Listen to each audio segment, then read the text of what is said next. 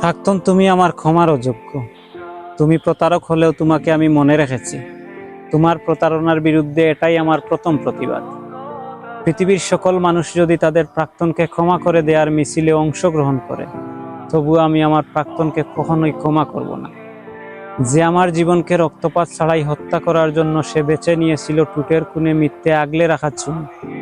যোগ্যতার পাল্লা দিয়ে যে আমার ভালোবাসা ওজন দিয়ে মেপেছিল, জামা কাপড় বদলানোর মতো যে আমাকে বদলেছিল, আবেগ না বুঝে কেরিয়ার বুঝেছিল, সেই তুমি নামক প্রাক্তনের নামে আমার বুকের 3 ইঞ্চি গভীরে আমি আজন্মকাল ঘৃণা লিখে রাখি।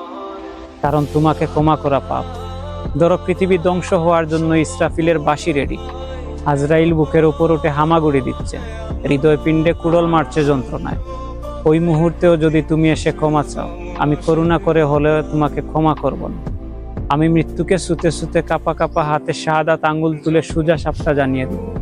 পৃথিবীর সমস্ত শুদ্ধ প্রেমিকাদের গায়ে কলঙ্ক লেগে যাবে তোমাকে ক্ষমা করে দিলে। ভালোবাসি রে পাগলি এখন।